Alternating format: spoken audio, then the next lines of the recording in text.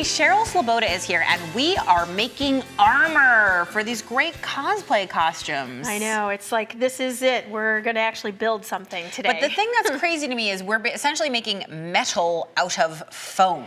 Right, and so this is an EVA foam that's closed cell, so it's great for spray paint and all sorts of other like applications, and so I think we should just get started. Well, let's do it.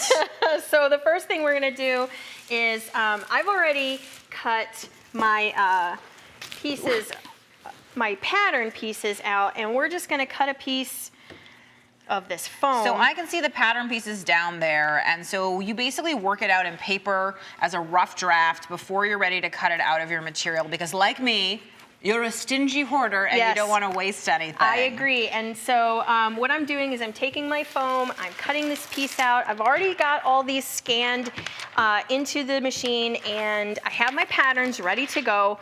And so now I am just going to cut them out for you. I want to make sure that the foam is stuck to the mat. So I'm going to go ahead and slide it into the machine. And because this foam is 2 millimeters, I am using a slightly heavier blade, but I'll get this cutting for you. Awesome. There are our patterns. And all I have to do is scan in my material, because again, we cut a smaller piece so we wouldn't waste anything. Right, exactly. So we can go ahead and do this. Right, and we have so many pieces to cut that you're going to be cutting that while I'm demoing on this other stuff. Well, I also think like when you're making left shoulder, right shoulder, you know, like all kinds of armor, or you're really doing it assembly line style, it's great to be able to just have all of that. Yeah. Okay, so I'm going to cut these, and you go ahead and get started on the next step. Okay, so the other piece, so the pieces that she's cutting are the smaller pieces of this shoulder armor called a pauldron, and we're going to work on the top shoulder piece that actually has a dart cut into it. So when you are looking at that piece, you'll see here that it's got this V-shape. So this is just like a clothing dart. It is. It's very much like a clothing dart, because when you actually fold it, you'll see that you get this nice curve. And so that's what we're going for. So I'm just going to take a little bit of contact cement. This stuff, you know, again, super goopy, but you're just going to paint a little bit on. And what I'm going to do is let this dry for just a little bit. And then once it's got a little bit of dryness, you'll stick these two together, and they are not going to come apart. So again, this, once you stick it, it is stuck. You are not going to be unstuck. So this is kind of like a glue once. So I know you have one that is already stuck. I do, yes. And so what I'm going to do then is, because we've got a seam right here, so we're going to need to actually sand that down. And I'm going to do that with my rotary tool. Okay. But we need to put on some safety gear, because obviously there'll be little particles floating around. And we don't want to breathe in any of that look stuff. at that. So I have your other pieces cut, and I'll have them ready for you when you need them. Okay, so we're going to turn this on. I've got a sanding device on the end here, and I'm just going to gently,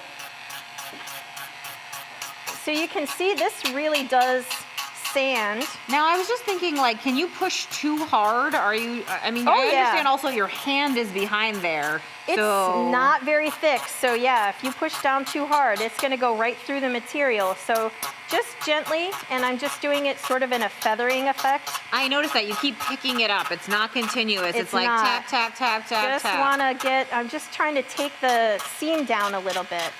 Now, is there I don't know a lot about sanding blocks. Is there a grit or a level or something like that? Oh yeah, yes, you want to use a very fine grit. So this is just like sandpaper that come in different grits. Yes, exactly.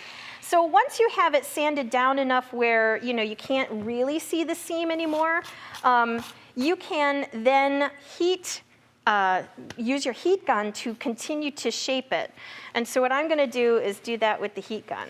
So do we need to have our masks on for the heat gun? I was going to say, it was just really for the dust particles from obviously all of that sanding. And you also want to protect your eyes too, if you know you really see a lot of material kicking back up. So heat gun, we're going to. Now this is already curved. It is very curved, but we want it to fit the shoulder a little bit more. And so again, I'm just going to. I don't want to get very close to this, because it's again a very thin material, so you can scorch it. We don't want to scorch it. And you can see it's getting like super soft. And what I want to do is just heat it enough to where while it's in that soft phase, you can mold it. Then you can mold it. Now I noticed that you're using a a craft heat gun as opposed to like a professional paint removing heat gun. Right. And those big guns get very, very hot. Would that be okay to use here or not? It's totally fine to use it. Again, you're gonna have to play with how far away you wanna be from it so that you're not actually scorching your material. But the idea is that I'm going to heat it, but then shape it, and then I'm just gonna You're just gonna hold it for a second. Right. Now, if you wanted something hardier, you wanted armor that really was crazy, do you just glue two pieces together? Yes. Or... Yeah, and there's a 6 millimeter thickness as well. Okay, so you could also just cut it thicker. Exactly. Now, when you have seams here that you want to actually can still cover up, you can always use like a acrylic caulk, and you'll just put a little bit on there, take your finger, dip it in some water. My favorite tool, actually. Yes, exactly, and just glide it over, and it's gonna just cover that seam up, and you're gonna have a nice really smooth surface to work on. Exactly. Now I've already heat gunned this and everything. It is actually more shaped to the to your arm. To be armor. To be armor. Quite literally for your arm. Exactly. I actually never thought about that before. So then the next step is obviously painting. Right. And so when you're painting it, if you want a very high shine plastic look to your armor, you're going to need to use like a rubber coating. And there's all sorts of rubber coatings on the market, but it's like a spray paint. Shake it well. You're going to give it a couple of coats, and that's going to create a layer that you can then basically paint over and have more of a hard plastic look, but still have a very soft, flexible material. Which is comfortable to wear. Yes. Because although these metal pieces look very firm, they're soft and cushiony and not weighing you down. It's not like, 100 pounds of armor like they had in the old days. No, and they're super soft. So. Should we take a look at the armor when it's actually kind of finished over here? So I see the example right here on the shoulder. It looks beautiful. It looks like you've actually used some metal pieces in here. Yeah, so I use brads to attach them, so it actually will, move up and down. So when you raise your arm, so it's got, cool! I know, it's got all sorts of motion. It's really neat. So and then all these pieces, right? Yeah, they're all done with that foam in the different thicknesses, and I spray painted it in different colors. Again, you can get. You can airbrush it, you can do all sorts of cool stuff. Now you spray painted foam, which is usually a no-no. Right, this stuff, because it is a higher density, it also does not disintegrate when you use spray paint on it. Perfect, Cheryl, thank you. Thank you.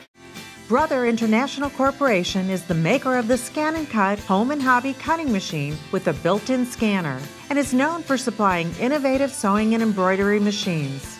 ScanandCut.com